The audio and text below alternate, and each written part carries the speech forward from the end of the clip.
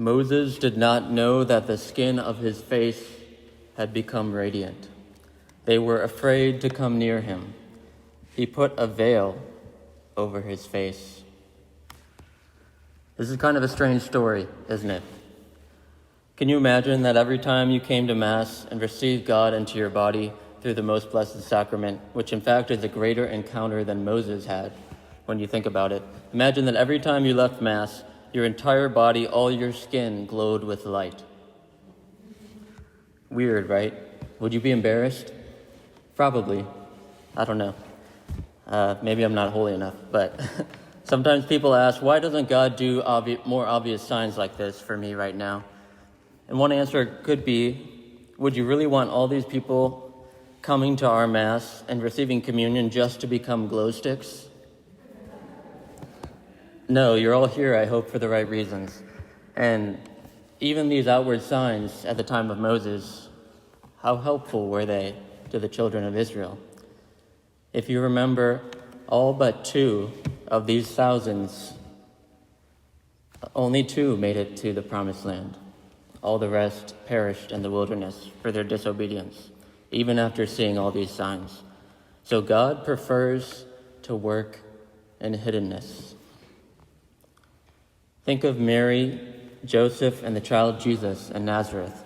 The Son of God spent 30 of his 33 years on earth in hiddenness, and it was very good. How many outward miracles or signs or wonders did Mary and Joseph work? These 2 holiest of holy saints, 0 outward miracles that we know of. Their life was lived in hiddenness.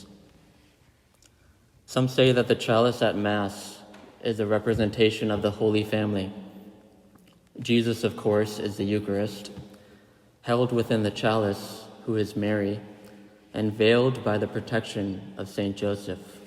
Joseph, who's like the chalice veil. And here in our reading today, we see the image of the veil over Moses' face, because the people can't handle even the reflected light of God, let alone the pure light of God face to face. And St. Paul actually writes about this episode, and I love when Scripture interprets Scripture. I think we should really pay attention. He writes in 2 Corinthians chapter 3, quote, "Now if the dispensation of death carved in letters on stone came with such splendor that the Israelites could not look at Moses' face because of its brightness, fading as this was, will not the dispensation of the Spirit be attended with greater splendor? Indeed, in this case, what once had splendor has come to have no splendor at all, because of the splendor that surpasses it. For if what faded away came with splendor, what is permanent, the new covenant, must have much more splendor. Since we have such a hope, we are very bold, not like Moses, who put a veil over his face so the Israelites might not see the end of the fading splendor. But the minds of the people of Israel were hardened when the Scriptures were read, and even today. But only through Christ is this veil taken away. When a man turns to the Lord, the veil is removed.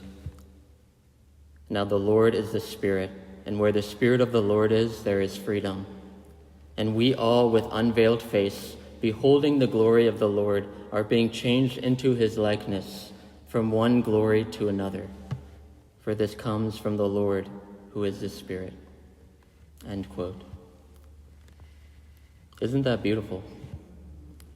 We have Paul interpreting how what we have now, even though it's hidden, is a greater splendor than even what Moses had. So even though you don't literally become a 5.5-foot tall glow stick after Mass, what we receive here and what we receive through our faith is glory upon glory for those with eyes to see, the eyes of faith, which in heaven and on the last day all will be unveiled. That's actually what Revelation or Apocalypse means, unveiling. Right now, what you have is veiled to those around you. And like Moses, even though it's veiled, it can make people afraid of you. The stronger your faith grows, it can make people uncomfortable. And this is good. This means you are becoming holy, set apart. And part of holiness is really this kind of loneliness. When you joyfully sell all that you have to buy this one pearl, people likely won't understand and might even attack you like they did Moses. But this place, this church, has a hidden treasure. Even though this church looks like a post office, there's something greater here than anything we could have shipped to us, greater than anything money could buy online. Here is another house of Mary and Joseph, a house of hiddenness, where a secret, magnifying, and multiplying glory is being conceived, being born, being carried in you and in me. And even though this growing holiness in us can be lonely at times, be veiled, mean being separated from the world and finding no pleasure in it anymore, let us see with eyes of faith the treasure hidden and offered upon this altar.